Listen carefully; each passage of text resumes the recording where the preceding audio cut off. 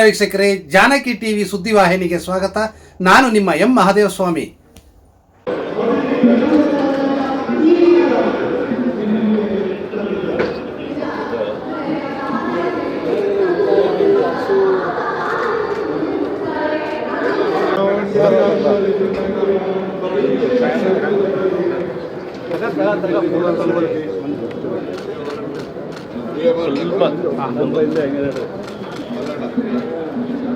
Sir ಅಯ್ಯ sir ಮುಂದೆ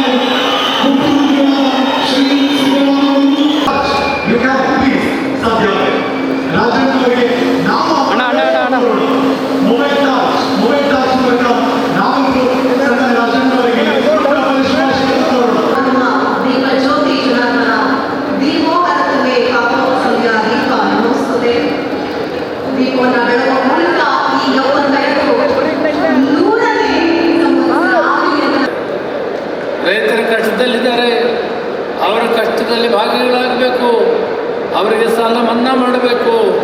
ರಾಜಣ್ಣನವರಿಗೆ ಧನ್ಯವಾದಗಳು. ಇದೀಗ ನಾವೆಲ್ಲರೂ ಕಾತುರದಿಂದ ಕಾಯ್ತಾ ಇರುವಂತಹ ಅವರ ಮಾತುಗಳು. ಈ ದಿನ ಅವರು ಸೂರ್ಯ ಬೆಳಕನ್ನು ಕೊಡ್ತಾನೆ, ಆದರೆ ಬೆಳಕು ಕೊಡ್ತೀನಿ ಅಂತ ಕೂಗಿ ಕೂಗಿ ಹೇಳೋದಿಲ್ಲ ಸೂರ್ಯ.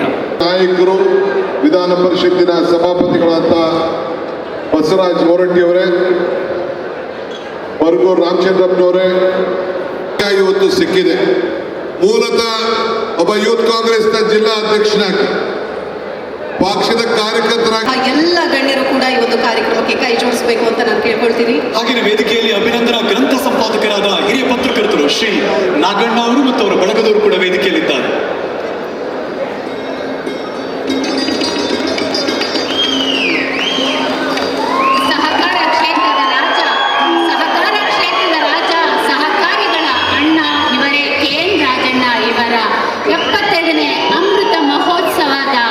ಗ್ರಂಥ ಬಿಡುಗಡೆಗೆ ಎಲ್ಲರಿಗೂ ಸ್ವಾಗತವನ್ನು ಕೋರ್ತಾ ಗ್ರಂಥ ಬಿಡುಗಡೆಯಲ್ಲಿ ಪಾಲ್ಗೊಳ್ಳಬೇಕಾಗಿ ಕೋರುತ್ತಾ ಜೋರಾದ ಚಪ್ಪಾಳೆಯೊಂದಿಗೆ ಬರಲಿ, ಜೋರಾಗಿ ಉದ್ಘೋಷಣೆ ಬರಲಿ, ಜೋರಾಗಿ. ಪ್ಲೇ ಕಾರ್ಡ್ಸ್ ಬರ್ತಾ ಇದೆ, ಹರೀಶ್ ಅವರು ನೋಡ್ಬೋದು. ಕೆ ಎನ್ ರಾಜಣ್ಣ ಅವರ ಭಾವಚಿತ್ರ ಕಾಣಿಸ್ತಾ ಇದೆ. ಯಾರ್ಯಾರ ಹತ್ರ ಇದೆ ತೋರಿಸಿ ನೋಡೋಣ. ಈ ಮೂಲಕ ನಿಮ್ಮ ಅಭಿಮಾನವನ್ನ, ಈ ಅಭಿನಂದನಾ ಗ್ರಂಥ ಬಿಡುಗಡೆಗೆ ನಿಮ್ಮ ಅಭಿಮಾನ ನೋಡಬಹುದು. ವೇದಿಕೆಯಲ್ಲಿ ರಾಜಣ್ಣ ಅವರ ಭಾವಚಿತ್ರವನ್ನ ತೋರಿಸ್ತಾ ಇದ್ದಾರೆ. ವೇದಿಕೆ ಕಡೆಗೆ ಗಣ್ಯಾತಿ ಗಣ್ಯರು ಈ ಕಾರ್ಯಕ್ರಮದಲ್ಲಿ ನೆರವೇರಿದ್ದಾರೆ. ಒಂದು ಅಪೂರ್ವ ಸಂಗಮ ಸಮಾಗಮ, ಪಕ್ಷಾತೀತವಾಗಿ ಕೆ ಎನ್ ರಾಜ್ ಅವರಿಗೆ ಅಂತಾನೆ ಒಂದು ಅಭಿನಂದನಾ ಗ್ರಂಥ, ಆ ಗ್ರಂಥದ ಲೋಕಾರ್ಪಣೆಯಾಗ್ತಾ ಇದೆ. ನೀವೆಲ್ಲರೂ ಕೂಡ ವೇದಿಕೆಯತ್ತ ಗಮನಿಸ್ತಾ ಇದ್ದೀರಿ. ಎಲ್ಲ ಮಿತ್ರರು, ಕುಟುಂಬದವರು ಈ ಒಂದು ಕಾರ್ಯಕ್ರಮಕ್ಕೆ ಸಾಕ್ಷಿ ಆಗ್ತಾ ಇರೋದು ನಮ್ಮ ನಿಮ್ಮೆಲ್ಲರ ಹೆಮ್ಮೆ. ಒಂದು ಸತ್ತು ಜೋರಾದ ಕಾರ್ಯಕ್ರಮವನ್ನ ಹಾಗೂ ಅಭಿನಂದನಾ ಗ್ರಂಥ ಕಾರ್ಯಕ್ರಮವನ್ನ ಬಿಡುಗಡೆ ಮಾಡುತ್ತಿದ್ದಾರೆ ರಾಜ್ಯದ ಹಿರಿಯ ಸಹಕಾರಿಗಳು ಹಾಗೂ ಬಹಳ ಸಂತೋಷ. ಬಂಧುಗಳೇ, ವೇದಿಕೆ ಮೇಲಿರುವಂತಹ ನಾಡಿನ ಗೌರವಾನ್ವಿತ ಮುಖ್ಯಮಂತ್ರಿ ಅಂತ ಸಿದ್ದರಾಮಯ್ಯ ಸಾಹೇಬ್ರೆ ಕೊಟ್ಟಿದ್ದೇವೆ, ಆ ಮಾತನ್ನು ತೆಗೆದುಕೊಳ್ಳಬೇಕು ಅಂತ. ಈಗ ಅವರು ನನಗೆ ಮಾರ್ಗದರ್ಶನವನ್ನು ಕೊಟ್ಟಿದ್ದಾರೆ. ಇವತ್ತೇ ಹೋಗಿ ಪೈರುಗಳಿಗೆ ಮತ್ತು ದೊಡ್ಡ ಈ ಸಮಾರಂಭದಲ್ಲಿ ಭಾಗವಹಿಸಿರುವ ಕರ್ನಾಟಕದ ಜನಪರ ಮುಖ್ಯಮಂತ್ರಿ, ಇದು ರಾಜಣ್ಣವರ ವಿಶೇಷ. ಇದು ಅಂದರೆ ಇದೊಂದು ಪಕ್ಷಾತೀತವಾಗಿರ್ತಕ್ಕಂತಹ ಸಮಾರಂಭ. ಇದು ವೇದಿಕೆಗೆ ಅಷ್ಟು ಸರಿಯಾದ ವ್ಯಕ್ತಿ ಅಲ್ವೇನೋ ಅನ್ನೋಷ್ಟರ ಮಟ್ಟಿಗೆ ರಾಜಕಾರಣಿಗಳೆಲ್ಲ ಕೂತಿದ್ದಾರೆ. ಹಾಗಾಗಿ ಒಂದು ರೀತಿ ನಾನು ಪರಕೀಯ ಇದರಲ್ಲಿ ಭಾಗಿಯಾಗಿ ರೈತರಿಗೆ ಸಾಲ ಸೌಲಭ್ಯಗಳನ್ನು ಕೊಡುವುದರಲ್ಲಿ ಮತ್ತು ಕೆ ಎನ್ ರಾಜಣ್ಣ ಅವರ 75ನೇ ಜನ್ಮದಿನದ ಅಮೃತ ಮಹೋತ್ಸವ ಮತ್ತು ಅಭಿನಂದನಾ ಗ್ರಂಥ ಬಿಡುಗಡೆ ಸಮಾರಂಭ ಇದರ ಅಧ್ಯಕ್ಷತೆ ವಹಿಸಿರ್ತಕ್ಕಂಥ ತುಮಕೂರು ಜಿಲ್ಲೆಯ ಉಸ್ತುವಾರಿ ಸಚಿವರು ಗೃಹ ಸಚಿವರು ಆದಂತ ಶ್ರೀ ಡಾಕ್ಟರ್ ಪರಮೇಶ್ವರ ಅವರೇ,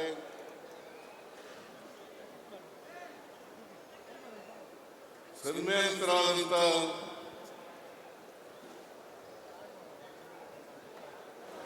ಕೆ.ಎನ್. ರಾಜಣ್ಣ ಅವರೇ,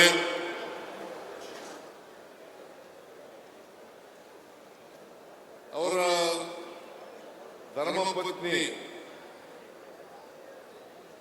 ಶ್ರೀಮತಿ ಶಾಂತಲಾ ಅವರೇ ಮತ್ತೆ ಅವರ ಕುಟುಂಬ ವರ್ಗದ ಎಲ್ಲ ಸದಸ್ಯರುಗಳೇ, ಈ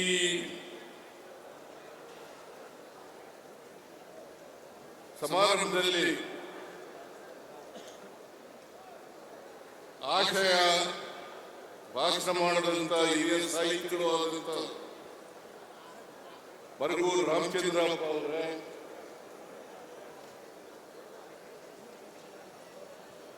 ನನ್ನ ಎಲ್ಲ ಸಹೋದ್ಯೋಗಿ ಮಿತ್ರರೇ, ಶಾಸಕ ಮಿತ್ರರೇ, ಮಾಜಿ ಶಾಸಕರುಗಳೇ, ಮಾಜಿ ಸಚಿವರುಗಳೇ,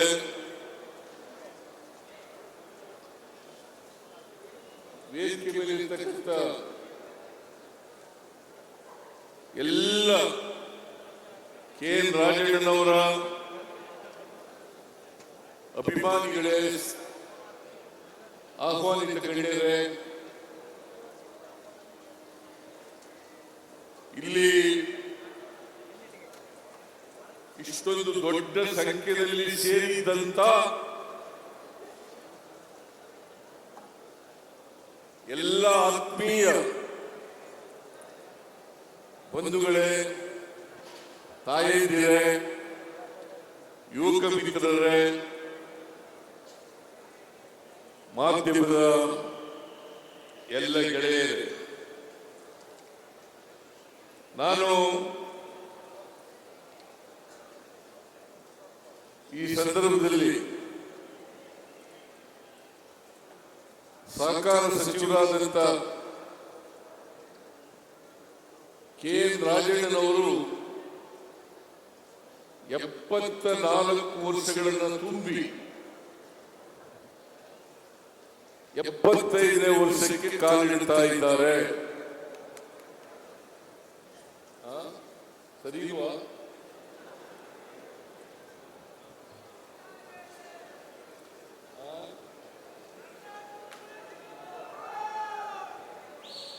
ತಪ್ಪಾಗಿದ್ದರೆ ತಿಳ್ಕೊಳ್ತೀನಿ. ಅವರ ಧರ್ಮಪತ್ನಿ ಹೇಳಿದ್ರು 75ನೇ ವರ್ಷಕ್ಕೆ ಕಾಲಿಡ್ತಾ ಇದ್ದಾರೆ.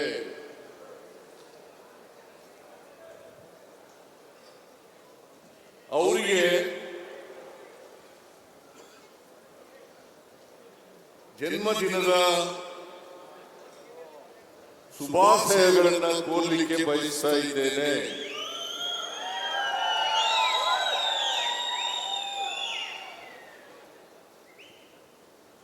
ಈ ಸಂದರ್ಭದಲ್ಲಿ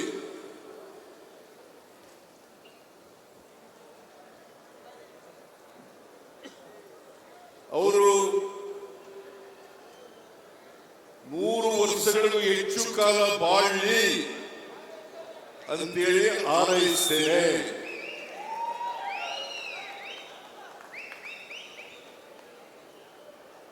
ಒಂದ್ಸಾರಿ ಮಹಾತ್ಮ ಗಾಂಧೀಜಿಯವರಿಗೆ ಅವರ ಅಭಿಮಾನಿಯೊಬ್ಬರು ಪತ್ರ ಬರೀತಾರೆ, 100 ವರ್ಷ ಬಾಳಿ ಅಂತೇಳಿ ಪತ್ರ ಬರೀತಾರೆ. ಅವರು ಅವರ ಅಭಿಮಾನಿಗೆ ಉತ್ತರ ಕೊಡ್ತಾರೆ, 100 ಕಡಿಮೆ ಹೇಳ್ಬಿಟ್ಟಿದೀಯ ನೀನು.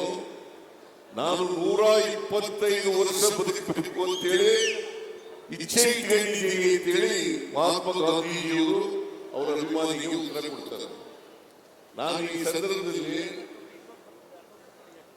ರಾಜಣ್ಣನವರು 100 ವರ್ಷಗಳಿಗೂ ಹೆಚ್ಚು ಕಾಲ ಬಾಳಲಿ ಅಂತಲ್ಲಿ ದೇವರಲ್ಲಿ ಪ್ರಾರ್ಥನೆಯನ್ನ ಮಾಡ್ತೇನೆ.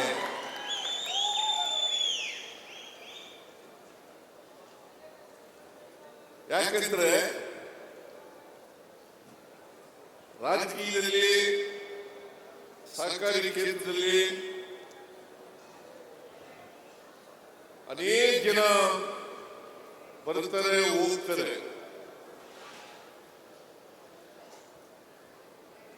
ಇವರು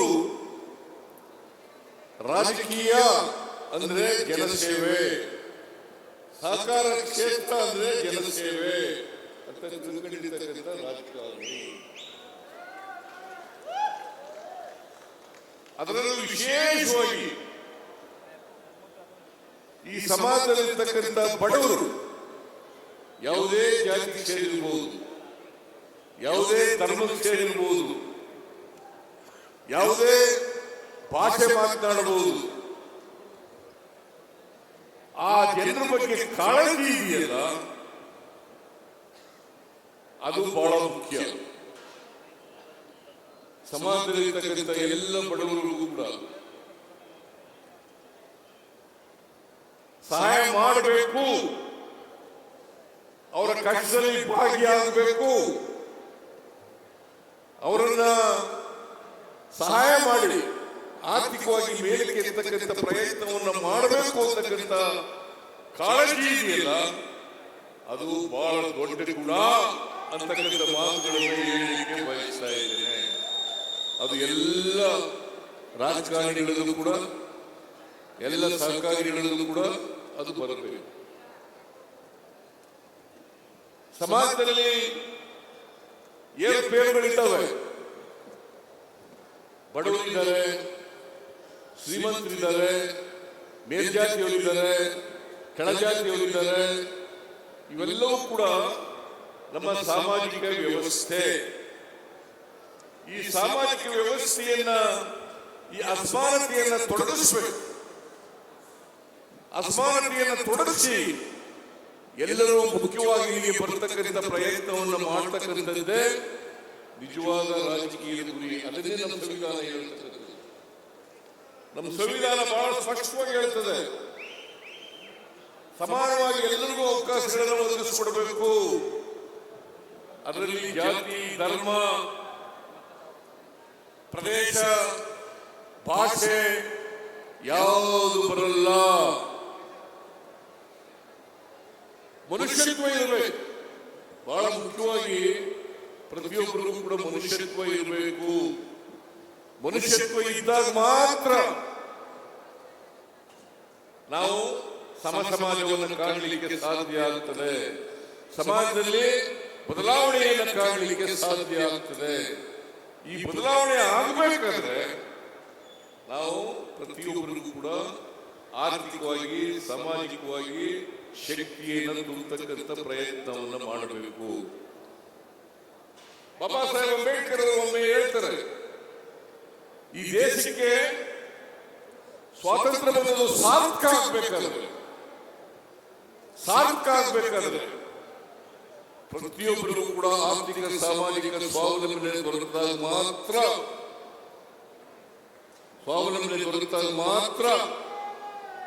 ಸ್ವಾತಂತ್ರ್ಯ ಬಂದದಕ್ಕೆ ಸಾರ್ಥಕ ಆಗ್ತದೆ. ಇಲ್ಲಿವರೆಗೆ ಸಾರ್ಥಕ ಆಗಲ್ಲ. ಇದು ನಾನು ಹೇಳಿದ್ದಲ್ಲ, ಬಾಬಾ ಸಾಹೇಬ್ ಅಂಬೇಡ್ಕರ್ ಅವರು ಬಹಳ ಹಿಂದೆನೇ ಹೇಳಿದ್ರು. ಸಂವಿಧಾನ ಬಂದ ಮೇಲೆ ಹೇಳಿದ್ದಂತ ಮಾತು ಇದು. ಒಂದು ಮಾತನ್ನ ನಾನು ಯಾವಾಗಲೂ ಹೇಳ್ತಾ ಇರ್ತೀನಿ. ಮಹಾತ್ಮ ಗಾಂಧೀಜಿಯವರು ಅಲ್ಲ, ಬಾಬಾ ಸಾಹೇಬ್ ಅಂಬೇಡ್ಕರ್ ಅವರು ಕಾನ್ಸ್ಟಿಟ್ಯೂಂಟ್ ಅಸೆಂಬ್ಲಿನಲ್ಲಿ ಒಂದು ಮಾತು ಹೇಳ್ತಾರೆ. ಏನಪ್ಪ ಅದು ಅಂತಂದ್ರೆ, ನಾವು 1950 ಜನವರಿ 26ನೇ ತಾರೀಕಿನಿಂದ ವೈರುಧ್ಯತೆ ಇರ್ತಕ್ಕಂಥ ಸಮಾಜಕ್ಕೆ ಕಾಲಿಡ್ತಾ ಇದ್ದೀವಿ. ಸಂವಿಧಾನ ಅವತ್ತು ಜಾರಿಗೆ ಬರುತ್ತದೆ. ವೈರುಧ್ಯತೆ ಇದೆ ಈ ಸಮಾಜದಲ್ಲಿ. ಆರ್ಥಿಕ ಅಸಮಾನತೆ ಇದೆ, ಸಾಮಾಜಿಕ ಅಸಮಾನತೆ ಇದೆ, ರಾಜಕೀಯ ಅಸಮಾನತೆ ಇದೆ, ಶೈಕ್ಷಣಿಕ ಅಸಮಾನತೆ ಇದೆ. ಇಂಥ ಸಮಾಜಕ್ಕೆ ನಾವು ಕಾಲಿಡ್ತಾ ಇದ್ದೀವಿ. ಇವರಿಗೆ ಸಮಾನ ಅವಕಾಶವನ್ನ ಕೊಟ್ಟು ಸಮ ಸಮಾಜವನ್ನು ನಿರ್ಮಾಣ ಮಾಡಬಹುದ್ರೆ ಯಾವ ಪ್ರಜಾಪ್ರಭುತ್ವವನ್ನು ನಂಬಿಕೊಂಡಿದ್ದೀವಿ ನಾವು, ಪ್ರಜಾಪ್ರಭುತ್ವದ ಸೌಧ ಇದೆಯಲ್ಲ ಅದನ್ನೇ ಧ್ವಂಸ ಮಾಡ್ತಾರೆ ಅಂತಕ್ಕಂಥ ಮಾತುಗಳನ್ನ 1949 ಜನವರಿ 25ನೇ ತಾರೀಕು ಹೇಳಿದಂತ ಮಾತುಗಳು. 1949 ನವೆಂಬರ್ 25ನೇ ತಾರೀಕು ವಿದ್ಯಾವಂತರು ಕೂಡ ಈಗ ಒಬ್ಬ ಮೇಲ್ಜಾತಿ ಬಡವ ಬಂದರೆ ಅವನ್ನ ಸ್ವಾಮಿ ಬುದ್ಧಿ ಅಂತ ಕೈ ಮುಗಿತೀವಿ. ಅದೇ ಒಬ್ಬ ದಲಿತ ವಿದ್ಯಾವಂತನಾಗಿ ಶ್ರೀಮಂತನಾಗಿ ಬಂದರೆ ಅವನನ್ನ ಸಿಂಗುಲರ್ನಲ್ಲಿ ಮಾತಾಡಿಸ್ತೇವೆ. ಇದು ಗುಲಾಮಗಿರಿಯ ಸಂಕೇತ. ಒಬ್ಬ ಮೇಲ್ಜಾತಿಯ ಬಡವ ಬಂದರೆ ಅವನಿಗೆ ಸ್ವಾಮಿ ಬುದ್ಧಿ ಅಂತೀವಿ, ಅವನನ್ನ ಮೇಲ್ಗಡೆ ಕೂಡಿಸ್ತೀವಿ. ಅದೇ ಒಬ್ಬ ದಲಿತ ವಿದ್ಯಾವಂತನಾದರೂ ಕೂಡ ಶ್ರೀಮಂತ ಆದರೂ ಕೂಡ ಅವರನ್ನ ನಾವು ಸಿಂಗುಲರ್ನಲ್ಲಿ ಮಾತಾಡಿಸ್ತೀವಿ. ಇದು ಶೂದ್ರರಿಗಿರ್ತಕ್ಕಂಥ ದಾಸ್ಯದ ಸಂಕೇತ. ಇದನ್ನ ಕಿತ್ತು ಒಗಿಬೇಕು. ಇದು ಕಿತ್ತು ಒಗೆದಿರಲಿಲ್ಲ. ರಾಜಣ್ಣ ನಿಷ್ಠುರವಾಗಿ ಏನೇ ಅದರಿಂದ ಏನೇ ಪರಿಣಾಮ ಆಗಲಿ ಆ ಪರಿಣಾಮವನ್ನು ಎದುರಿಸ್ತೀನಿ ಅಂತಕ್ಕಂಥ ಧೈರ್ಯ ಇರಬೇಕಾಗ್ತದೆ. ಯಾವುದೇ ಪರಿಣಾಮದಿಂದ ಆಗ್ಬೋದು, ಕೆಟ್ಟಗೂ ಆಗ್ಬೋದು, ಒಳ್ಳೇದು ಆಗ್ಬೋದು. ನನ್ನ ಪ್ರಕಾರ ಒಳ್ಳೇದಾಗ್ತದೆ. ನಾನು ಇವತ್ತಿಗೆ ನನಗೆಲ್ಲ ಒಳ್ಳೇದೇ ಆಗಿದೆ, ನನ್ಗೆ ಕೆಟ್ಟದ ಹಾಗೇ ಇಲ್ಲ, ರಾಜನಿಗೂ ಆಗಿಲ್ಲ ಅಂತ ಅನ್ಕೊಂಡಿದ್ದೀನಿ. ಈಗ ರಾಜಣ್ಣ ನೋಡಿ ರಿಸರ್ವ್ ಕಾನ್ಸ್ಟಿಟ್ಯೂನ್ಸಿ ಸ್ಪರ್ಧೆ ಮಾಡ್ತಾ ಇಲ್ಲ. ಎಸ್ಟಿಗೆ ರಿಸರ್ವ್ ಆಗಿದೆ, ಸ್ಥಾನಗಳಿವೆ. 2008ರಲ್ಲಿ ರಿಸರ್ವ್ ಆಯಿತು, 2008ರಲ್ಲಿ ರಿಸರ್ವ್ ಆಯಿತು. ಅವರು ಸಾಮಾನ್ಯ ಕ್ಷೇತ್ರದಲ್ಲಿ ನಿಂತಿರ್ತಾರೆ. ಈಗ 3 ಸಾರಿ MLA ಆಗಿರೋದು ಕೂಡ ಸಾಮಾನ್ಯ ಕ್ಷೇತ್ರದಲ್ಲಿ. ಸಾಮಾನ್ಯವಾಗಿ ಎಸ್ಟಿ ಅವರು ಎಸ್ಟಿ ಕ್ಷೇತ್ರದಲ್ಲಿ ರಿಸರ್ವ್ ಕಾನ್ಸ್ಟಿಟ್ಯೂನ್ಸಿ ನಿಂತಿರ್ತಾರೆ. ಇವರು ಸಾಮಾನ್ಯ ಕ್ಷೇತ್ರದಿಂದ ಗೆದ್ದಿದ್ದಾರೆ. 2 ಸಾರಿ ಗೆಲುವು ಸೋಲುಗಳು ರಾಜಕೀಯದಲ್ಲಿ ಸಾಮಾನ್ಯ. ಶ್ರೀಮತಿ ಇಂದಿರಾ ಗಾಂಧಿ ಅವರ ಸೋಲು ಇಡೀ ದೇಶದ ಜನರನ್ನ ಗೆಲ್ಲಿಸತಕ್ಕಂಥ ಶಕ್ತಿ ಇದ್ದಂತ ಇಂದಿರಾ ಗಾಂಧಿ ಅವರ ಸೋಲು. ನಾನು ಸೋತಿದ್ದೀನಿ, ನಾನು 3 ಸಾರಿ ಸೋತಿದ್ದೀನಿ, ಅಲ್ಲ 4 ಸಾರಿ ಸೋತಿದ್ದೀನಿ, 9 ಸಾರಿ ಗೆದ್ದಿದ್ದೀವಿ. 4 ಸಾರಿ ಸೋತಿದ್ದೀನಿ, 9 ಸಾರಿ ಗೆದ್ದಿದ್ದೀನಿ. ಸೋಲು ಗೆಲುವುಗಳು ರಾಜಕೀಯದಲ್ಲಿ. ಆದರೆ ಸೋಲು ಗೆಲ್ಲಿ ನಾವು ಬದ್ಧತೆ ಇರ್ತಕ್ಕಂಥ ವಿಚಾರವನ್ನ, ನಂಬಿಕೆ ಇಟ್ಟುಕೊಂಡಿರ್ತಕ್ಕಂಥ ವಿಚಾರವನ್ನ ಯಾವ ಕಾರಣಕ್ಕೂ ಕೂಡ ಮರೆಯಬಾರದು, ಯಾವ ಕಾರಣಕ್ಕೂ ಕೂಡ ವಿಚಲಿತರಾಗಬಾರದು. ಇದನ್ನ ನಾವು ಮಾಡಿದ್ರೆ ನಾವು ರಾಜಕೀಯದಲ್ಲಿ ಇದಕ್ಕೆ ಸಾರ್ಥಕ ಆಗ್ತದೆ. ನಮ್ಮ ಬದುಕು ಸಾರ್ಥಕ ಆಗ್ತದೆ. ನಾವು ಈ ಹುಟ್ಟು ಸಾವುಗಳಿರ್ತವಲ್ಲ, ಇವು ಇದೇ ಇರ್ತವೆ. ಎಲ್ಲರೂ ಹುಟ್ಟಿದ ಮೇಲೆ ಸಾಯಲೇಬೇಕು. ಒಬ್ಬರು 70 ವರ್ಷ ಬದುಕಬಹುದು, ಒಬ್ರು 80 ವರ್ಷ ಬದುಕಬಹುದು, ಒಬ್ರು 100 ವರ್ಷ ಬದುಕಬಹುದು, ಒಬ್ರು 120 ವರ್ಷ ಬದುಕಬಹುದು. ಆದರೆ ಈ ಹುಟ್ಟು ಸಾವಿನ ನಡುವೆ ಇದೆಯಲ್ಲ, ಅದನ್ನು ಸಾರ್ಥಕ ಮಾಡತಕ್ಕಂಥ ಪ್ರಯತ್ನ ಮಾಡ್ತಕ್ಕಂಥದ್ದೇ ನಿಜವಾದಂಥ ಬದುಕು ಅಂತಕ್ಕಂಥದ್ದನ್ನು ಅರ್ಥ ಮಾಡಬೇಕು. ನೀವು ಒಂದ್ಸಾರಿ ಇದ್ದವ್ರಿಗೆ ನೋಡ್ಬೇಕು. ಪ್ರತಿಯೊಬ್ಬರು ಕೂಡ ಹುಟ್ಟಿದ ಮೇಲೆ ನನ್ನ ಜೀವನ ಸಾರ್ಥಕ ಆಗಿದೆಯಾ ಇಲ್ವಾ ಅಂತೇಳಿ ಒಂದ್ಸಾರಿ ಹಿಂದಿರುಗಿ ನೋಡಬೇಕು. ನಿಮಗೆ ಸಮಾಧಾನ ಆದರೆ, ನಿಮ್ಮ ಜೀವನ ಸಾರ್ಥಕ ಆಗಿದ್ರೆ ಹುಟ್ಟಿದದಕ್ಕೆ ಸಾರ್ಥಕ ಆಗ್ತದೆ, ಇಲ್ಲದ್ರೆ ಸಾರ್ಥಕ ಅಲ್ವಾ? ಅದನ್ನ ರಾಜಣ್ಣ ಅವರ ಜೀವನವನ್ನು ಸಾರ್ಥಕ ಮಾಡ್ಕೊಂಡಿದ್ದಾರೆ.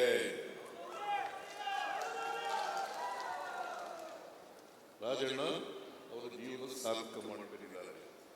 ಅದರಿಂದ ನಾನು ಒಂದ್ಸಾರಿ ರಾಜಣ್ಣನಿಗೆ ನಾನು ಸೋತ್ರ ಮಧುಗಿರಿಯಿಂದ ಬಹಳ ಕಡಿಮೆ ಆಗ್ತದೆ ಸೋತ್ರಿಲ್ಲ 2009 ಇರಬೇಕು. 2009 ಬೈ ಎಲೆಕ್ಷನ್ ನಿಂತಿದ್ದು ಕುಮಾರಸ್ವಾಮಿ ಅವರ ಧರ್ಮಪತ್ನಿ ನಿಂತಿದ್ರು ಇವ್ರ ಮೇಲೆ ಅಲ್ಲ. ಆಗ ನಾನು ಚುನಾವಣೆ ಬರ್ತೀನಿ ಅಂತ ಹೇಳಿದ್ದೆ ಪ್ರಚಾರ ಮಾಡಕ್ಕೆ. ಆಮೇಲೆ ತೀರ್ಮಾನ ತಗೊಂಡೆ, ನಾನು ಕಾಂಗ್ರೆಸ್ನ ಉಪಚುನಾವಣೆಯಲ್ಲಿ ನಿಂತಿರ್ತಕ್ಕಂಥ ಕಾಂಗ್ರೆಸ್ನ ಅಭ್ಯರ್ಥಿಗಳಿಗೆ ಪ್ರಚಾರಕ್ಕೆ ಹೋಗಬಾರದು ಅಂತ ತೀರ್ಮಾನ ತಗೊಂಡೆ. ಆಗ ಇವ್ರ ಕಾಂಗ್ರೆಸ್ ಬರಲಿಲ್ಲ, ಪಾಪ ಕಡಿಮೆ ಆಗ್ತದೆ ಕಡಿಮೆ ಆಗ್ತದೆ ಸೋತ್ಬಿಟ್ರು. ಆಗ ನನಗೆ ಬಹಳ ಬೈಕಲ್ಲಿದ್ದ ರಾಜಣ್ಣ ಅಲ್ಲ, ಈಗಲೂ ಬೈಕದ್ಯ, ಈಗಿಲ್ಲ ಸತ್ಯ ಹೇಳಿದ್ಮೇಲೆ ಬಿಡಯ್ಯ, ಸತ್ಯ ಹೇಳಿದ್ಮೇಲೆ ಹಣೆ ಬರ ನಂಬ್ಕೊಳಕ್ ಹೋಗ್ಬೇಡ, ಹಣೆ ಬರ ನಂಬಬೇಡ. ಯಾಕಂದ್ರೆ ಈ ಕರ್ಮ ಸಿದ್ಧಾಂತ ಇದೆಯಲ್ಲ, ಇದನ್ನ ಬಸವಣ್ಣವ್ರೆ ತಗಲಾಕ್ತಿದ್ರು. ಹಣೆ ಬರ ಅನ್ನೋದು ಇದೆಯಲ್ಲ, ಇದು ನಮ್ಗೆ ಬೇರೆಯವರು ಹೇಳ್ಕೊಟ್ಟಿರೋದು. ಯಾವ ದೇವರು ಯಾರ ಮೇಲೂ ಯಾವ ಹಣೆಗೂ ಬರೆಯಲ್ಲ. ಹಾಗಾದ್ರೆ ನಮ್ಮ ಅಪ್ಪನಿಗೆ 6 ಜನ ಮಕ್ಕಳು. ನಮ್ಮ ಅಣ್ಣ 4ನೇ ತರಗತಿವರೆಗೂ ಓದ್ತ, ಇನ್ನಿಬ್ರು ತಮ್ಮದಿರು ಓದ್ಲೇ ಇಲ್ಲ, ಇಬ್ರು ಅಕ್ಕದಿರು ಓದ್ಲೇ ಇಲ್ಲ.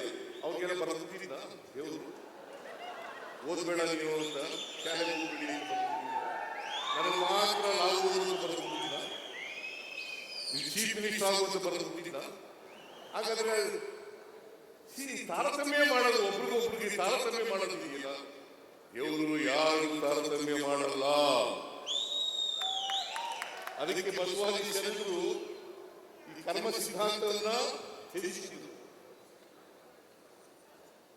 ಕರ್ಮ ಸಿದ್ಧಾಂತ ಇದೆಯಲ್ಲ, ನಾನು ಈಗ ಯಾಕಪ್ಪ ಬಟ್ಟೆ ಇಲ್ಲ, ಈಗ ಯಾಕೆ ನಿನಗೆ ಹೊಟ್ಟೆ ಇಲ್ಲ, ನೀನ್ ಯಾಕೆ ವಿದ್ಯಾವಂತನಾಗಿದ್ದೀಯ ಅಂತಂದ್ರೆ, ನಾನು ಹಿಂದಿನ ಜನ್ಮದಲ್ಲಿ ಪಾಪದ ಕೆಲಸ ಮಾಡುತ್ತಿದ್ದೆ, ಕರ್ಮದ ಕೆಲಸ ಮಾಡುತ್ತಿದ್ದೆ, ಅದಕ್ಕೆ ಈ ಜನ್ಮದಲ್ಲಿ ನಾನು ಈಗ ಹುಟ್ಟುಬಿಟ್ಟಿದ್ದೀನಿ.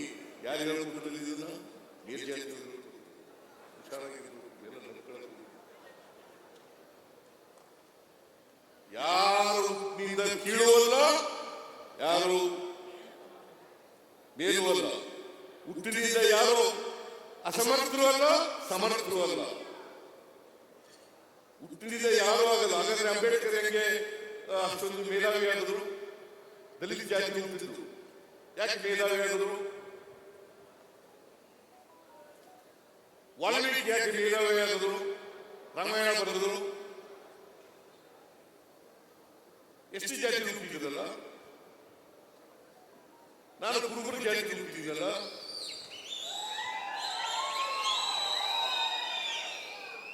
ಅದರಿಂದ ಹುಟ್ಟಿನಿಂದ ಯಾರು ದಡ್ರು ಅಲ್ಲ, ಯಾರು ಮೇಧಾವಿಗಳು ಅಲ್ಲ. ಅದು ನಿಮಗೆ ಅವಕಾಶ ಸಿಗ್ಬೇಕಷ್ಟೇ. ಅವಕಾಶ ಸಿಕ್ಕಿದ್ರೆ ಈಗ ರಾಜಕೀಯಕ್ಕೆ ಸಹಕಾರಿಯಾಗತಕ್ಕಂಥ ಅವಕಾಶ. ಬಹಳ ಜನ ಸಹಕಾರಿಗಳಾಗ ಅಪರೂಪ. ದಲಿತ ಜನಾಂಗದಲ್ಲಿ ಹುಟ್ಟಿ ಒಬ್ಬ ಸಮರ್ಥ ಸಹಕಾರಿಯಾಗೋದಿಲ್ಲ. It is not so easy.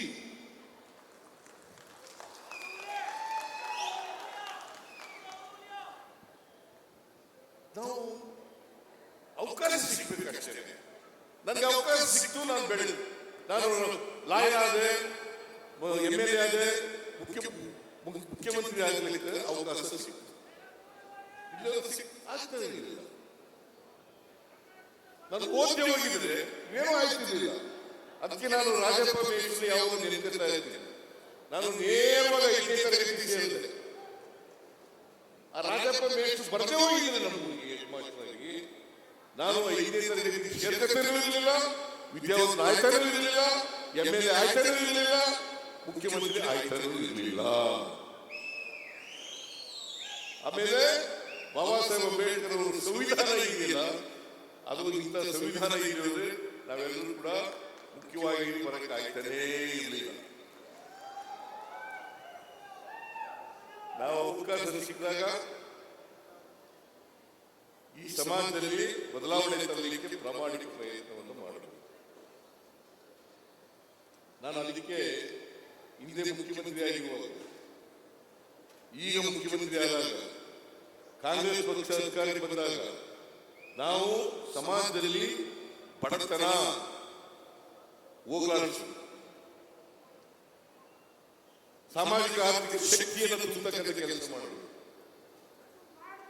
ಅದು ಮಾಡಿದಾಗ ಮಾತ್ರ ಸಮಾಜದಲ್ಲಿ ಬದಲಾವಣೆಯನ್ನು ಮಾಡಲಿಕ್ಕೆ ಆಗ್ತದೆ. ಅದಕ್ಕೋಸ್ಕರ ನಾನು ಯಾಕೆ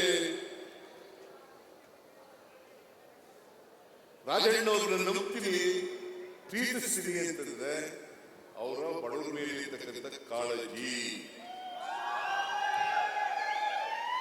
ಬಡವರ ಮೇಲೆ ಇರ್ತಕ್ಕಂಥ ಕಾಳಜಿ. ಯಾವುದೇ ಜಾತಿ ಸೇರಿದೆ, ಈಗ ನಾವು ಗ್ಯಾರಂಟಿ ಯೋಜನೆಗಳನ್ನು ಜಾರಿ ಕೊಟ್ಟಿದ್ದೀವಿ. ಅದರ ಜಾತಿ ಇದೆಯಾ, ಪಕ್ಷ ಇದೆಯಾ, ಧರ್ಮ ಇದೆಯಾ? ಎಲ್ಲ ಜಾತಿಯವರು ಇದ್ದಾರೆ. ಬಿಜೆಪಿ ಅವರಿಲ್ವಾ, JDS ಅವರಿಲ್ವಾ? ಅವ್ರನ್ನೆಲ್ಲ ಬಿಟ್ಟಿದ್ದೀವಿ ನಾವು. ಎಲ್ಲ ಗ್ಯಾರಂಟಿ ಯೋಜನೆಗಳನ್ನ ಎಲ್ಲ ಸಮಾಜದಲ್ಲಿರ್ತಕ್ಕಂಥ ಎಲ್ಲ ಬಡವರಿಗೆ 1,64,00,000 ಕುಟುಂಬಗಳಿಗೆ ಗೃಹ ಜ್ಯೋತಿ ಫ್ರೀಯಾಗಿ ಕರೆಂಟ್ ಕೊಟ್ಟಿದ್ದೀವಿ. 1,22,00,000 ಕುಟುಂಬದವರಿಗೆ 2,000 ರೂಪಾಯಿ ಫ್ರೀಯಾಗಿ ಕೊಡ್ತಾ ಇದ್ದೀವಿ. 1,22,00,000 ಕುಟುಂಬಗಳಿಗೆ ಫ್ರೀಯಾಗಿ ಕೊಡ್ತಾ ಇದ್ದೀವಿ. ಎಲ್ಲ ಮಹಿಳೆಯರು, ಜಾತಿ ಇದೆಯದು ಏನಮ್ಮ, ಎಲ್ಲ ಮಹಿಳೆಯರಿಗೂ ಕೂಡ ಫ್ರೀಯಾಗಿ KSRTC ಬಸ್ಸಲ್ಲಿ ಓಡಾಡಬಹುದು ಅಲ್ವಾ? ಅದರಲ್ಲಿ ಇಂಥ ಜಾತಿಗೆ ಹೋಗ್ಬೇಕು ಅಂತ ಹೇಳಿದೀವ, ಇಂಥ ಪಕ್ಷದವರಿಗೆ ಹೋಗ್ಬೇಕು ಅಂತ ಹೇಳಿದೀವ. ಬಡವರು ಯಾವುದೇ ಜಾತಿ, ನಾನು ಬರಗೂರು ರಾಮಚಂದ್ರಪ್ಪನವರ ಇದು ಒಂದು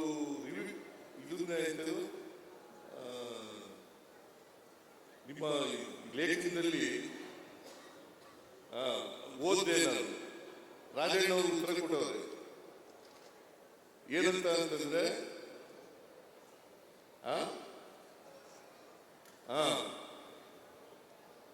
ಏನಂತ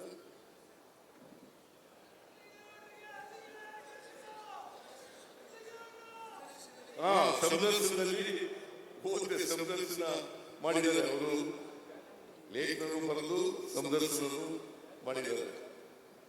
ಅದರ ಸಂದರ್ಶನ ಓದಿದೆ, ಸುಮ್ಮನೆ ಬರುವಾಗ ಕಣ್ಣಾಡಿಸ್ತೆ. ಅದರಲ್ಲಿ ಅಲ್ಲಿ ರಾಜಣ್ಣ ಹೇಳಿದ್ದಾನೆ, ನೋಡಪ್ಪ ನಾವು ಯಾವ ಧರ್ಮ ಜಾತಿ ಎಲ್ಲ ನೋಡ್ಬೋದು, ಆಮೇಲೆ ಇವತ್ತಿಗೂ ಕೂಡ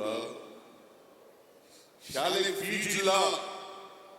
ಒಂದು ಘಟನೆ ಅವ್ರ ಮೇಲೆ ದೊಡ್ಡ ಪರಿಣಾಮ ಬೀರುತ್ತದೆ.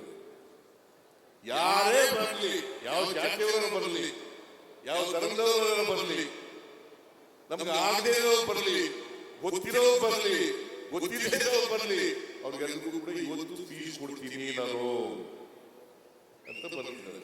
ನಿಮ್ಮ ಸಂದರ್ಶನದಲ್ಲಿ ಅದನ್ನು ಹೇಳಿದ್ದಾರೆ ರಾಜಣ್ಣವರು. ಅದು ಇರಬೇಕು, ಆ ಗುಣ ಪ್ರತಿಯೊಬ್ಬರಿಗೂ ಕೂಡ ಬರಬೇಕು. ಕಷ್ಟದಲ್ಲಿರೋರಿಗೆ ಸಹಾಯ ಮಾಡ್ತಕ್ಕಂಥ, ಸಹಾಯ ಮಾಡಿದ್ರೆ ಓದಿ ದ್ವೇಷಿಸಬಾರ್ದು, ಯಾವ ಕಾರಣಕ್ಕೂ ಇನ್ನೊಬ್ಬರನ್ನು ದ್ವೇಷಿಸಬಾರ್ದು. ಅದನ್ನು ಮಾಡ್ತಕ್ಕಂಥ ಕೆಲಸ ಮಾಡಬೇಕು. ರಾಜಣ್ಣವರು ಈ 74 ವರ್ಷಗಳು ಮಾಡ್ಕೊಂಡು ಬಂದಿದ್ದಾರೆ, ಮುಂದೆನೂ ಕೂಡ ಮಾಡಲಿ ಅಂತೇಳಿ ಈ ಸಂದರ್ಭದಲ್ಲಿ ಹಾರೈಸಿ, ಅದಕ್ಕೋಸ್ಕರ ಹೆಚ್ಚು ಕುಟುಂಬದವರಿಗೆ ಅವರಿಗೆ ಹೆಚ್ಚು ಆಯುಷು ಆರೋಗ್ಯಗಳನ್ನು ಕೊಡಲಿ ಅಂತೇಳಿ ನಾನು ಪ್ರಾರ್ಥನೆ ಮಾಡಿದ ಮಾತುಗಳನ್ನು ಮುಗಿಸ್ತೇನೆ. ಮತ್ತೊಮ್ಮೆ ರಾಜಣ್ಣವರಿಗೆ ನಾನು ಹುಟ್ಟುಹಬ್ಬದ ಶುಭಾಶಯಗಳನ್ನು ಕೋರಿ ಜೈ ಹಿಂದ್, ಜೈ ಕರ್ನಾಟಕ. ಸಮಾನ ಅವಕಾಶವನ್ನ ಕೊಟ್ಟು ಸಮಾಜವನ್ನು ನಿರ್ಮಾಣ ಮಾಡದಿದ್ರೆ ಯಾವ ಪ್ರಜಾಪ್ರಭುತ್ವವನ್ನು ನಂಬಿಕೊಂಡಿದ್ದೀವಿ ನಾವು, ಪ್ರಜಾಪ್ರಭುತ್ವದ ಸೌಧ ಇದೆಯಲ್ಲ ಅದನ್ನೇ ಧ್ವಂಸ ಮಾಡ್ತಾರೆ ಅಂತಕ್ಕಂಥ ಮಾತುಗಳನ್ನ 1949 ಜನವರಿ 25ನೇ ತಾರೀಕು ಹೇಳಿದಂತ ಮಾತುಗಳು. 1949 ನವೆಂಬರ್ 25ನೇ ತಾರೀಕು. ಅದಕ್ಕೆ ನಾನು ಎಲ್ಲ ಜನರು ಕೂಡ ಸಂವಿಧಾನವನ್ನು ಓದಬೇಕು, ಕಾನ್ಸ್ಟಿಟ್ಯೂಯೆಂಟ್ ಅಸೆಂಬ್ಲಿ ಡಿಬೇಟ್ಗಳೆಲ್ಲ ಓದಬೇಕು. ಅದು ಓದಿದ್ರೆ ಯಾರ್ಯಾರು ಕಾನ್ಸ್ಟಿಟ್ಯೂಯೆಂಟ್ ಅಸೆಂಬ್ಲಿ ಮೆಂಬರ್ಗಳು ಮಾತಾಡಿದ್ದಾರೆ, ಹೇಗೆ ಈ ಸಂವಿಧಾನ ರೂಪಿತ ಆಯಿತು, ಯಾವುದ್ರ ಮೇಲೆ ಚರ್ಚೆ ಆಗಿದೆ, ಯಾವುದ್ರ ಮೇಲೆ ಚರ್ಚೆ ಆಗಿಲ್ಲ ಅಂತಕ್ಕಂಥದ್ದು ತಿಳ್ಕೊಳ್ಳಲಿಕ್ಕೆ ಸಾಧ್ಯ ಆಗ್ತದೆ. ಅದರಿಂದ ನಾನು ಯಾಕೆ ಈ ಮಾತನ್ನ ಪ್ರಸ್ತಾಪ ಮಾಡಿದೆ ಅಂತಂದ್ರೆ, ನಮ್ಮ ಪ್ರಜಾಪ್ರಭುತ್ವ ಉಳಿಬೇಕಾದ್ರೆ, ನಮಗೆ ಸ್ವಾತಂತ್ರ್ಯ ಸಿಕ್ಕಿದ್ರೆ ಅದು ಸಾರ್ಥಕ ಆಗಬೇಕಾದ್ರೆ ನಾವು ಸಮಾಜವನ್ನು ನಿರ್ಮಾಣ ಮಾಡಲೇಬೇಕು. ಇವತ್ತು ಅಸಮಾನತೆ ಸಮಾಜದಲ್ಲಿ ಇದ್ರೆ ಅದಕ್ಕೆ ನಾವು ಕಾರಣರಲ್ಲ,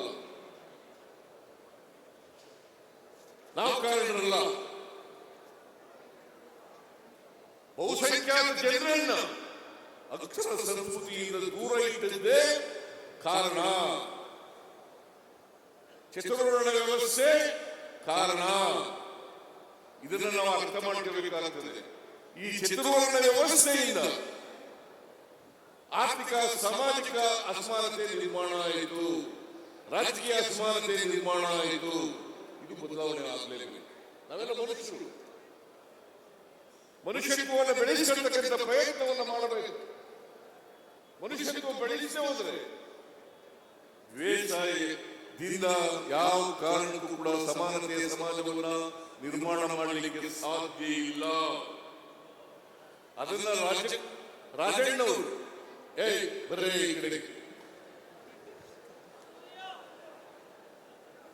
ರಾಜಣ್ಣವರು ಅದು ಸರ್ಕಾರಿ ಕ್ಷೇತ್ರ ಇರಲಿ, ರಾಜಕೀಯ ಕ್ಷೇತ್ರ ಇರಲಿ, ಎಲ್ಲ ಕ್ಷೇತ್ರದಲ್ಲೂ ಕೂಡ ಬಡವರ ಬಗ್ಗೆ ಅನುಕಂಪ, ಬಡವರನ್ನ ಮೇಲೆ ತಕ್ಕಂಥ ಕಮಿಟ್ಮೆಂಟು, ಬಡವರಿಗೆ ಸಹಾಯ ಮಾಡತಕ್ಕಂಥ ಹೃದಯ ವೈಶಾಲ್ಯತೆ ಇದು ಇರಬೇಕು ಅಂತಕ್ಕಂಥದ್ದನ್ನು ಈ ಸಂದರ್ಭದಲ್ಲಿ ಹೇಳಲಿಕ್ಕೆ ಬಯಸ್ತಾ ಇದ್ದೇನೆ. ಆ ಗುಣವನ್ನ ರಾಜಣ್ಣವರಲ್ಲಿ ಕಾಣಲಿಕ್ಕೆ ಸಾಧ್ಯ ಆಗ್ತದೆ. ಅದಕ್ಕಾಗಿ ರಾಜಣ್ಣ ನನಗೆ ಇಷ್ಟ ಆಗೋದು. ಆಮೇಲೆ ಇನ್ನೊಂದು, ನಾನು ಇವರು ಲೇಖನ ಓದಿದೆ.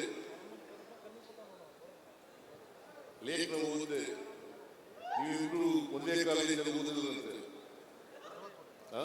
ಗಂಗನಮಯ ಒಂದೇ ಕಾಲೇಜಿನಲ್ಲಿ ಓದಿದ್ದು. ಇವರು ಲೇಖನದಲ್ಲಿ ಒಂದು ಬರೀತಾರೆ, ಏನಪ್ಪಾ ಅಂತಂದ್ರೆ ಯಾರು ಸ್ನೇಹಿತರು ಇರ್ತಾರೆ ಆ ಸ್ನೇಹಿತರಿಗೋಸ್ಕರ ಪ್ರಾಣವನ್ನ ಕೊಡ್ತಕ್ಕಂಥ ಪ್ರಯತ್ನವನ್ನ ಮಾಡ್ತಾರೆ ಅಂತ ಮಾತುಗಳನ್ನು ಹೇಳಿದ್ದಾರೆ. ಅದು ಒಳ್ಳೆಯ ಗುಣ. ಯಾವನೇ ಸ್ನೇಹಿತ ಆಗಲಿ, ಈಗ ಅವರು ST ಜನಾಂಗಕ್ಕೆ ಸೇರಿದವರು, ಇವರು SC ಜನಾಂಗಕ್ಕೆ ಸೇರಿದವರು. ಜಾತಿ ಮುಖ್ಯ ಅಲ್ಲ, ಸ್ನೇಹ ಮುಖ್ಯ, ಮನುಷ್ಯ ಸಂಬಂಧಗಳು ಮುಖ್ಯ. ಅಂತ ಸಂಬಂಧವನ್ನ ಏರ್ಪಾಡು ಮಾಡಿ ಸ್ನೇಹ ಇದೆಯಲ್ಲ, ಆ ಸ್ನೇಹದ ಬಂಧನ ಇದೆಯಲ್ಲ, ಅದು ಬಹಳ ಮುಖ್ಯ ಆಗ್ತದೆ. ಆ ಸ್ನೇಹದ ಬಂಧನದಿಂದ ಅವರು ಯಾರೇ ಸ್ನೇಹ, ಇದು ಒಂದು ಉದಾಹರಣೆ ಅಷ್ಟೇ. ಗಂಗಾಧರಯ್ಯನವರು ಒಂದು ಉದಾಹರಣೆ. ಬೇರೆ ನಂಬುದಂತ ಸ್ನೇಹ ಮಾಡದಂತ ಸ್ನೇಹಿತರನ್ನ ಅವರಿಗೆ ಎಲ್ಲ ಔಷಧಿಗೆ ಹೋಗಿ ಸಹಾಯ ಮಾಡೋದಿದೆಯಲ್ಲ, ಅವರನ್ನ ಮುಂದುವರಿಸತಕ್ಕಂಥ ಪ್ರಯತ್ನ ಮಾಡತಕ್ಕಂಥದ್ದಿದೆಯಲ್ಲ, ಅದು ಬಹಳ ಒಳ್ಳೆಯ ಗುಣ ಅಂತಕ್ಕಂಥ ಮಾತುಗಳನ್ನ ಹೇಳಲಿಕ್ಕೆ ಬಯಸ್ತಾ ಇದ್ದೀನಿ. ನಾನು ಯಾಕಂತಂದ್ರೆ ಒಂದ್ಸರಿ ಮಧುಗಿರಿಗೆ ಹೋಗಿದ್ದೆ. ನಾನು ಮಧುಗಿರಿಗೆ ಹೋಗಿದ್ದೆ, ಒಂದು ಫಂಕ್ಷನ್, ಅನ್ನಭಾಗ್ಯ ಕಾರ್ಯಕ್ರಮ ಎಲ್ಲ ಕೊಟ್ಟಿದ್ದು ನಾವು. ಅಷ್ಟೊಂದು ಕಾಲ ಅನ್ನಭಾಗ್ಯ, ಈ ಅನ್ನಭಾಗ್ಯ ಅಂತ ಬರಬೇಕಾದ್ರೆ ರಾಮಚಂದ್ರಪ್ಪನವ್ರ ಕಾರಣ. ನಾನು ಕೇಳಿದೆ, ನಾವು ಬಡವರಿಗೆ ಅಕ್ಕಿ ಕೊಡಬೇಕು, ಅದಕ್ಕೆ ಏನು ಹೆಸರಿಡಬೇಕು ಅಂತ ಕೇಳಿದಾಗ ನಾನು BL ಶೇಖರ್ಗೂ ಕೇಳಿದೆ, ಇವ್ರಿಗೂ ಕೇಳಿದೆ. ಇವರು ಅನ್ನಭಾಗ್ಯ ಅಂತ ಹೆಸರಿ ಅಂತ ಹೇಳಿದವರು ಬರಗೂರು ರಾಮಚಂದ್ರಪ್ಪನವರು. ನಾನು BL ಶೇಖರ್ಗೂ ಕೇಳಿದ್ದೆ, ನಾನು ಯಾಕೆ ಅನ್ನಭಾಗ್ಯ ಕಾರ್ಯಕ್ರಮವನ್ನ ಜಾರಿಗೆ ತಗೊಂಡ್ಬಂದೆ ಅಂತಂದ್ರೆ, ನಮ್ಮ ಊರಿನಲ್ಲಿ ನಮ್ಮ ಮನೆಯಲ್ಲಿ ನಮಗೆ ಒಂದು ಆ ಕಾಲದಲ್ಲಿ ನಾನು ಸಣ್ಣ ಹುಡುಗನಾಗಿದ್ದಾಗ 6 ಎಕರೆ ಕರಿ ಜಮೀನಿತ್ತು, ನೀರಾವರಿ ಜಮೀನು. ಕೃಷಿ ಜಮೀನು ಒಂದು 25-30 ಎಕರೆ ಇತ್ತು. ಆಗ ನಮ್ಮ ಊರಿನಲ್ಲಿ ಒಂದು 10% ಕರಿ ಜಮೀನಿದ್ದದ್ದು, 10% ಜನರಿಗೆ. ಇದು ಉಳಿದವರಿಗೆಲ್ಲ ಕೃಷಿ ಜಮೀನು. ಈ ಕೃಷಿ ಜಮೀನು ಇದ್ದಂತ ಜನ ಬಂದು ಅವ್ರ ಮನೆಯಲ್ಲಿ ಮಕ್ಕಳಿಗೆ ಸಣ್ಣ ಮಕ್ಕಳಿಗೆ ಬೇರೆ ಆದರೆ, ಜ್ವರ ಬಂದ್ರೆ, ನೆಗಡಿ ಆದರೆ ನಮ್ಮ ಮನೆ ಹತ್ರ ಬರೋರು. ಒಂದು ಬಿಸಿ ಅನ್ನ ಕೊಡಿ ತಾಯಿ, ನಮ್ಮ ಮಗುವಿಗೆ ಜ್ವರ ಬಂದಿದೆ, ನಮ್ಮ ಮಗುವಿಗೆ ಬೇರೆ ಆಗ್ತಿದೆ ಅಂತ ಕೇಳ್ತಿದ್ರು. ನಮ್ಮ ಅವ್ವಗೆ ನಮ್ಮ ಅವ್ವ ಕೊಡೆ ಕರೆದು ಕೊಡೋಳು ಒಂದು ಬಿಸಿ ಅನ್ನ. ನಾನು ಅದನ್ನು ಕಣ್ಣಾರೆ ನೋಡಿದ್ದೆ. ಇದು ಯಾರು ಬರಬಾರದು, ಎಲ್ಲರ ಮನೆಯಲ್ಲೂ ಕೂಡ. ಯಾಕಂದ್ರೆ ನಾವು ಅವತ್ತು ಐಡೋನು ರಾಜನಿಗೆ ಅನುಭವ ಏನು ಗೊತ್ತಿಲ್ಲ, ಪರಮೇಶ್ವರಿಗೆ ಅನುಭವ ಏನು ಗೊತ್ತಿಲ್ಲ, ಬರಗೂರು ರಾಮಚಂದ್ರಪ್ಪನಿಗೆ ಅನುಭವ ಏನು ಗೊತ್ತಿಲ್ಲ. ನಾವೆಲ್ಲ ಅನ್ನ ಉಂಟಿದ್ದು ನೆಂಟರುಗಳು ಬಂದ್ರೆ ಹಬ್ಬದ ದಿನಗಳಲ್ಲಿ ಮಾತ್ರ. ನೆಂಟರುಗಳು ಬಂದ್ರೆ ಹಬ್ಬದ ದಿನಗಳು ಮಾತ್ರ. ಆಗ ನೆಂಟರು ಬಂದ್ರೆ ಕೋಳಿ ಕುಯ್ಯರು. ಆ ಕಾಲದಲ್ಲಿ ಕೋಳಿ ಮಾಂಸ ತಿನ್ನೋದೇ ಒಂದು ದೊಡ್ಡ ಖುಷಿಯ ನಮಗೆ. ಅದು ಮಾಡಲು ಅನ್ನ ಮಾಡಲು ನೆಂಟರು ಬಂದ್ರೆ ಹಬ್ಬದ ದಿನಗಳಲ್ಲಿ ಮಾಡಲು. ಇಲ್ಲದೆ ಹೋದ್ರೆ ರಾಗಿ ಮುದ್ದೆ, ಜೋಳದ ಮುದ್ದೆ ತಿನ್ನಬೇಕಾಗಿತ್ತು. ಇದು ನಮ್ಮ ಪರಿಸ್ಥಿತಿ ಇದ್ದದ್ದು. ನಾವು ಗದ್ದೆಯಲ್ಲಿ ಇಟ್ಕೊಂಡಿದ್ರು ಕೂಡ, ನೀರಾವರಿ ಜಮೀನು ಇದ್ರೂ ಕೂಡ ನಮ್ಮ ಮನೆಯಲ್ಲಿ ಯಾವಾಗಲೂ ಕೂಡ ನೆಂಟರು ಬಂದ್ರೆ ಹಬ್ಬದ ದಿನಗಳಲ್ಲಿ ಮಾತ್ರ ಅನ್ನ ಮಾಡ್ತಿದ್ರು. ಇದನ್ನು ಕಣ್ಣಾರೆ ಕಂಡಿದ್ದೆ. ಅದಕ್ಕೋಸ್ಕರ ಎಲ್ಲ ಮನೆಗಳಲ್ಲೂ ಅನ್ನ ಉಣ್ಬೇಕು. ಯಾರು ಕೂಡ ಅನ್ನ ಉಣ್ಣದೇ ಇರಬಾರದು. ಎಲ್ಲ ಮನೆಗಳು ಅನ್ನ ಮಾಡಬೇಕು ಅಂತೇಳಿ ಅನ್ನಭಾಗ್ಯ ಕಾರ್ಯಕ್ರಮವನ್ನು ಜಾರಿಗೆ ತಗೊಂಡದ್ದು. ಗೊತ್ತಾಯ್ತು ನಿಮಗೆ? ರಾಜನಿಗೆ ಈ ಕಾರ್ಯಕ್ರಮದ ಬಹಳ ಪ್ರೀತಿ ಕಾರ್ಯಕ್ರಮದ ಮೇಲೆ. ಯಾಕೆ ಗೊತ್ತಾ? ಬಡವರ ಅನ್ನ ಉಂಟಲ್ಲ,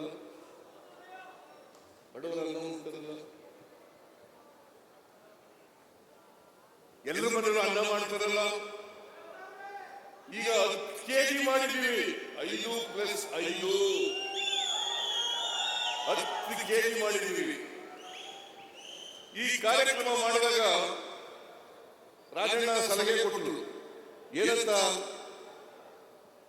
ನೋಡಿ ಸರ್, ಅನೇಕ ಜನ ಮಕ್ಕಳು ಚಪ್ಪಲಿ ಇಲ್ಲದೆ ಬರ್ತಾರೆ ಸ್ಕೂಲ್ಗೆ ಚಪ್ಪಲಿ ಇಲ್ಲದೆ ಬರ್ತಾರೆ. ನಾನು ಪ್ರೈಮರಿ ಸ್ಕೂಲ್ನಲ್ಲಿ ಇರುವಾಗ ಚಪ್ಪಲಿ ಇಲ್ಲದಾಗ ನಾನು ಹೈಸ್ಕೂಲ್ ಸೆಕೆಂಡ್ ಇಯರ್ ಹೋದಾಗ ಚಪ್ಪಲಿ ಹಾಕಿರೋದು. ಅಲ್ಲಿವರೆಗೆ ಬರಿಕಾಲದಲ್ಲಿ ನಡೀತಾ ಇದೆ. ಹೈಸ್ಕೂಲ್ ಸೆಕೆಂಡ್ ಇಯರ್ ಇರುವಿ ರೋಡ್ನಲ್ಲಿ ಒಂದು ಅಂಗಡಿ ಇತ್ತು, ಚಪ್ಪಲಿ ಅಂಗಡಿ. ಆ ಚಪ್ಪಲಿ ಅಂಗಡಿ ಒಲಿಸ್ಕೊಂಡು ಟೈಲ್ ಚಪ್ಪಲಿ, ಅದು ಏನು 3 ವರ್ಷ ಆದ್ರೂ ಅರಿವೇ ಒಂದು ಗ್ಯಾಸ್